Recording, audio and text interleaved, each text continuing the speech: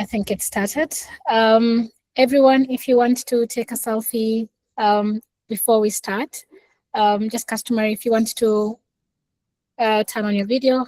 If not, we can still take with this, with a few people. Thank you, Marcelo. So I'm going to take a very quick selfie. Let me just activate. If you want to smile. Oh my. There we go. I've taken a selfie.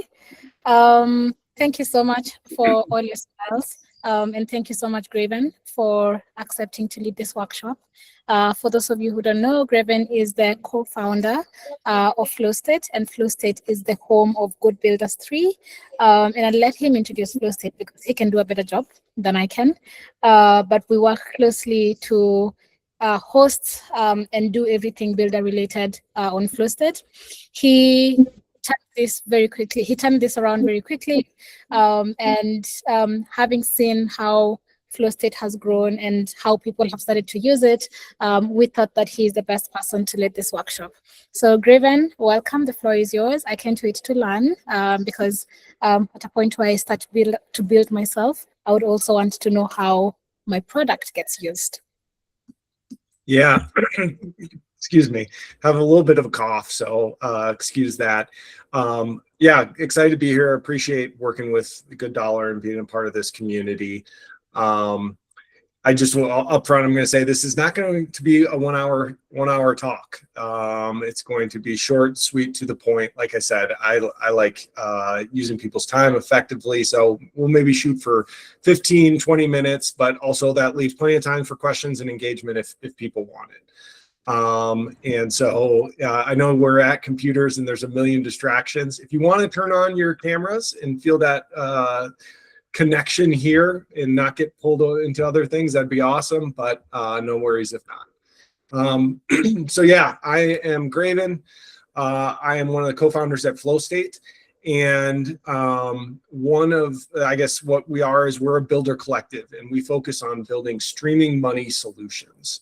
And I am going to talk about how I believe you build products that get used. If you go look at the Luma or like the calendar event, it lists off all these things: common adoption killers, designing for users first, iteration, collaboration, testing. And those are all really great, important things. And if I could give the best presentation in the world about any one or all of those things, I would, but I can't. And my perspective on product is that differentiation and knowing what you are uniquely capable of doing is the #1 driver of actual product usage. So differentiation over everything. What can you offer that's unique that people won't find anywhere else? That's how I've built products that get usage. And so maybe someday people will copy you and that's good, but that's a sort of different phase. When you're starting, launching, and trying to get your initial usage, it's about being different. And so I am going to apply that same kind of value and idea to this talk. I am not going to try to compete with some of the most famous startup product design thinkers and content in the world. The internet's an amazing place. There's so much amazing information out there that you should go check out. These are just a few of the things, just a selection. There's a whole school called Y Combinator. It's a startup school. It's self-led. You can go through and learn a lot about product from real pros. So I'm not going to compete with them because yeah, that's not what I do. So what I do is I try to bring a unique perspective to the world through product. And that's what I want to encourage you to do as well.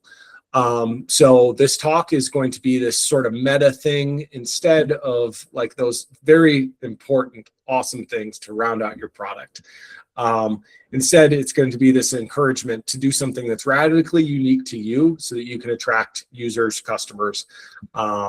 And I'm going to do that through my own idiosyncratic view on how to work with product, especially in crypto.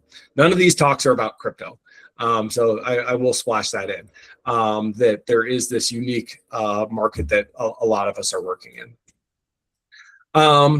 So yeah, my subject matter is going to be my views. I've been in crypto building since 2019, 7 years ish, or coming up on 7 years. I've built through multiple market cycles, and I've never been employed by a DAO or a company. We have always just been doing our own thing, building for better or worse. And what we've always done and how we've been able to survive, I think I can chalk it up is to being radically different than what other people were doing. And so with that, I'll say that, again, this is my perspective. My first piece of advice for product is that hopefully I'm providing something that's helpful, but don't take it as gospel. That's literally the last thing on earth I want you to take from this, that this is the only way. When people get advice, too often they take advice as the answer. And there's, for good reason, like going through startup school and Y Combinator, all those things, very smart, talented people that have done amazing things. But if you start taking what they say as color by numbers, you're going to get lost in it. I especially believe in a world of abundant apps and content, and now with AI agents, there's just going to be so much out there, and it's going to follow the book. It's going to do the things that it's been trained on, and it's going to do them faster than you. It's going to do them more aggressively than you.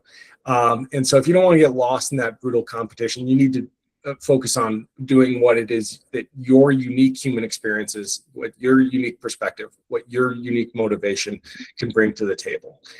And I think that's honestly like the fun part of product. It's not like coloring by numbers. It's that you get to bring something completely new to the world that didn't exist. It's that 0 to 1 idea. So being a designer, being a product builder, a founder, an entrepreneur, you should really lean into this idea that there is no map. You are getting to explore on your own. You should learn from others, but in my opinion, it's closer to art than it is to color by numbers. And so great products and art, they aren't devoid of outside influence, and learning the techniques and in making those your own. That's actually what they're all about. It's about mastery of a craft and then an expression of an individual perspective out into the world. And when you do that, even if it looks chaotic, you can tell that there's technique undergirding this, and users and audiences can feel that as well. So to put it another way, I guess it's that you can't get lost in what the trends, the market, what users are telling you. Again, yes, you want to listen to them. You want to be deeply aware and engaging and active and recognizing big trends. But you shouldn't put yourself at the bottom of the pyramid of decision making. Building is a long, hard journey. They say you're going to have to eat the glass. So if you're going to be the one doing that day in, day out, it should be about something that you're passionate about. It's the thing that's going to get you up in bed. It's going to be the thing that you can hold deep conviction in when other people are telling you it's wrong or whatever. And that just can't come from external sources only. It can't come from trend chasing. It comes through deep reflection and absorbing those signals, but then deciding what it is that you are really passionate about. And once you find that, if you find that, when you find that, I think the next step in building a great product is letting the world know that's what you do, and planting a flag and really owning it, and putting all of your power behind that one idea and being consistent. That's what we did with Flow State. the animating idea that got me really excited, and there's a couple. It's a combination, but super fluid. This idea of streaming money, that you could move money by inserting a formula, something dynamic into the balance of a token, was really exciting and just a really elegant thing. And that got me really excited. And I had also been working kind of in public goods in the crypto space. And I combined those two and thought that's going to be the thing that we work on. And so we built something called streaming quadratic funding. It was a kind of, super far out idea of combining a mechanism with a new mode of distribution. And basically, we stuck on that idea in streaming funding over and over and over, such that basically like flow state became streaming funding in people's minds. We built a brand. I'm not a marketer. We're like kind of terrible at that. But through our persistence and focus of showing up and saying we're doing these things over and over and over in small areas like this and all different sorts of communities and chats, we became known as the streaming funding people. We created that association in people's head so that when amazing partners like GoodDollar and Octant and Arbitrum and Superfluid, even Superfluid themselves, when any idea came close to funding open source software or funding builders in a different way. They weren't sold on streaming yet, but they're like, well, we've done this batch stuff. It's not working all that well. Who else is out there? It was us, right? We built a reputation by staying consistent, and we basically owned this idea in the market, I think. And every time we got an opportunity, the next step was anytime we got an opportunity to work with an org that was interested in experimenting, we said, yeah, you say jump, we say how high. We did a lot of free work, and I'm not saying that that's always the best. You don't need to but it worked for us in our situation.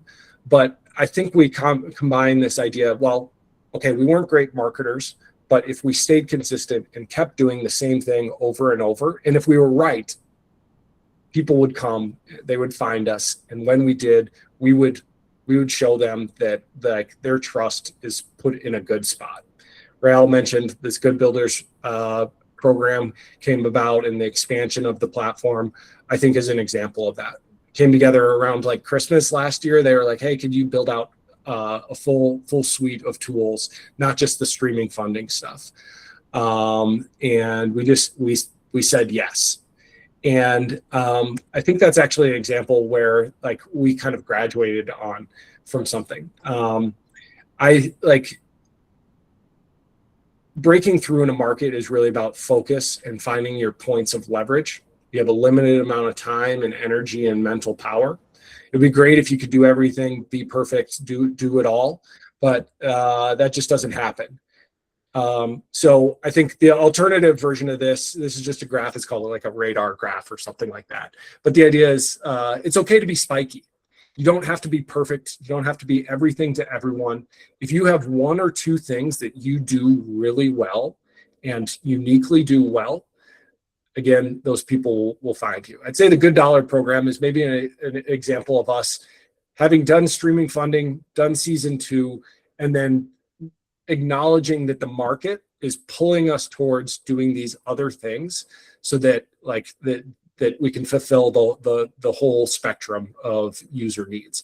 And that's actually like a really good sign. There's limits to being spiky and like not addressing your weaknesses. But the sign that you want is users and customers demanding more of you and only coming to you because you do these one or two things uniquely well that they wanted to anchor on. And so that's how, and we still, admittedly, if you've been a user on the platform, I was taking some feature requests from Rael this morning. We're not done yet.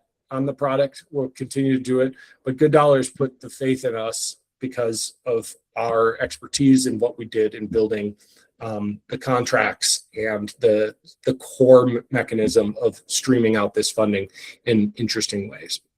So nail the one or two things that are going to get you the highest leverage, and you can round out your skill set or your platform or your product later. Okay, and we are getting closer now towards the end. I'm going to have some targeted advice kind of that I think has actually been informed by some market trends and things that I observe happening. It's that this barbell effect. What is it? It's an observation that, like on the internet, basically kind of the middle gets hollowed out, and that's the negative way of saying it. The other way is saying that you have power law winners and then you have the long tail. It creates opportunities for people that are smaller teams, and then the biggest winners kind of accumulate some wins. And you can have a take on that, but I think smart contracts, and especially now AI are only amplifying this. And I choose to look at the positive side of this. We're a small team. We've always been a small team. That's how I like working. Very high trust, low bureaucracy. Because you could move faster in certain ways. You might not have all the bodies to throw at doing something, so you need to stay focused. But that's how we've always worked. Well, now with AI agents, you can throw intelligence at these things, and it's only getting better. To be honest, I was like kind of AI Luddite, kind of like resistant in a lot of ways, and I'll get to a slide that actually explains that view. But it just is. It is such a point of leverage for small teams, and I want the small. I'm like, we're underdogs. Everyone here is an underdog, and if you're starting from scratch, no matter what, you've got a long road ahead. I just think that AI is going to turn into, like, who knows, but if you can choose to embrace it, there's a lot of opportunity for growth to go faster, further than everywhere before. So I guess I'll just say, like, use the shit out of AI, but do it in the right way. My resistance to AI adoption at first, and I didn't have the words for it, but I heard this recently, is use AI for the gym, or for the job, not the gym. There's a writer, Derek Thompson, that said it. I think he got it from someone else, but I think it captures the perspective perfectly for me. It's this idea that you wouldn't take a forklift to the gym to go lift weights, because what's the point? You're not gaining anything. Yes, you lifted the weight, but like that wasn't the point.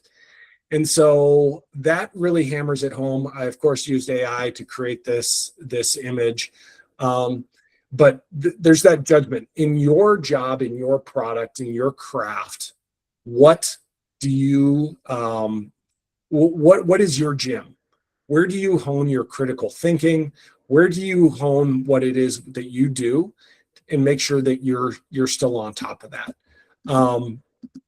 Let me see. Okay, Marcel just had to step out. How can you use AI to go further, faster, farther, but not lose the skills and the muscle memory and the mental critical thinking that will make you unique? That's the trick. You don't want it to atrophy. So the idea of just like hammering out blog posts, I used to write every week. I don't do it as much anymore. It was more about the thought process than the final output, right?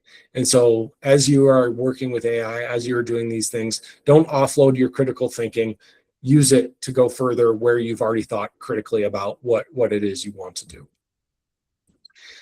And then the last bit of advice, market kind of perspective that I have is, in crypto, there's a little bit of a joke, like, we're still so early. I absolutely still believe it. I think we're like way closer to the beginning than like the end. I know we're kind of in a bear market now, maybe, and maybe I'm hopium for myself, but I guess I choose to maybe be optimistic. I look at what is possible still. Yes, stable coins and dexes and lending, some of those DeFi sort of things are pretty mature. There's a lot of capital competition. But I still think the design space is so wide open of what you could potentially build with crypto that you don't want to over optimize too early. The thread through all this, I've been like explore, unique, and I think that fits this market. If I had to work in another market like banking, I wouldn't be a fit, right? Like like my sort of perspective on how to build products wouldn't fit there. So even though everything I've given is kind of my personal perspective and my almost what I'm willing to be true, I also think it's informed by an assessment of where this market is. So I think people in crypto should take more chances with product. Yes, you can be this, you can kind of copy a little bit and take inspiration from other products, but that just means you're a little bit closer to your competitor. So again, explore, have some fun, do something that you are uniquely capable of, and I think there's a lot of opportunity to drive users. So with that, I'll stop here. I'm going to leave these links up. I think I could probably send out the slides later, but also if you Google searched any of these names, if you take a screenshot, you'll be able to find these resources online. Those are things that I have learned a lot from. I'm not downplaying any of the importance of those other pieces of the product puzzle. I just know that I'm not the best to give that talk, and I try to give the talk that I guess maybe I am an authoritative source on. That if there are any questions or feedback, I'd love to chat with any of you. First of all, thank you so much for the amazing workshop. Obviously, I was with you when you're also talking about like embracing AI and using it. I think at this point, I made a joke on the chat, like being in a flow state with it. Yeah. And just embracing it. I think what stuck out to me mostly was also like how you said that you should also put yourself on top of the funnel when you're building a product. So sometimes like you get sucked in, as you said, like in let me find feedback, and then you get so much feedback and you're not able to action on anything really. You get stuck. So I think that was my biggest takeaway from this. And I don't want to take anybody's time if they have any questions. I was obviously very engaged in the workshop. I think it's great that we get to, as you said, like we are underdogs, like people who are in this call, we've not like made it to that level yet. And so to hear from somebody who I have seen build, I mean, as you said, I gave you feedback this morning. And also I think during the demo day, Olise from Solve Ads, he gave feedback on like the milestones, and the next day, stuff was changed. So I think this is a testament of how good something can work if you follow like your gut and like the things that are happening around the world. And I am a testament that I've seen you build, and I've seen you build a product that we use and we love, and getting to a point where we trust you to do things because you've perfected I don't know if anything is perfect really, but like getting to a point where people trust you to continue building because of being credible in some other ways. That has been great. So that is what I would say and what I would contribute. Thank you so much for being amazing and awesome. I will share all the links. If you can share the deck with me, and also all these links, I share them with people who also registered for the event but couldn't make it. That'd be awesome. And I'll stop here to get questions from anybody who wants to ask him a question. You can just raise your hand. Okay, the room is quiet. Oh, there is a question. Yes, or Bruno, Faith. Yes, the question I want to ask is, though they said they are working on it anyway, is the GoodDollar app through MiniPay. I've been trying to log in for like 3 am not able to access it. Anyway, I used to. I think Hello? there is a hello. I think I got the gist of it. Obviously, so MiniPay has been, that's something that we learned actually at the beginning of this round, that a lot of users were coming from MiniPay for Can you hear $1. me? We don't have we don't have a native MiniPay app, but we're looking into that. What we added was a workaround. I was working with Andrew from Canvassing for this, that you should be able to use kind of like a browser wallet. I guess you have to go into MiniPay and you have to go into developer mode and then be able to paste the link. If that's what you've been doing and it has not been working all of a sudden, if your contact, I can drop my Telegram here. If you are having issues, we can definitely troubleshoot that specifically. And it's definitely been something that there's been a lot of usage there, and we hadn't yet built that out yet. So that was something that we learned during this round. Yeah, I think also she was asking about like the Good app in general. I'm not sure. Oh, okay. Sorry. I think she was asking about like the Good app in general. I think I'll also just drop my chat. But Omar is here, right? Omar, Yeah. you can probably drop Telegram and assist Faith. All right. Yeah. So we are on MiniPay, but I think there's some issues there. Omar, maybe you can help, and if not, you can share my Telegram as well, and we can troubleshoot aware together. of the issue. We're aware of the issue, and I think they have pushed the fix to the issue. Okay. So if, Awesome. Faith, if you're in the community channel, you can just drop a message there. We're going to respond.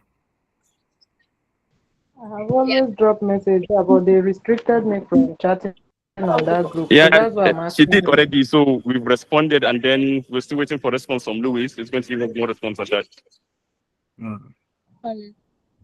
Okay. So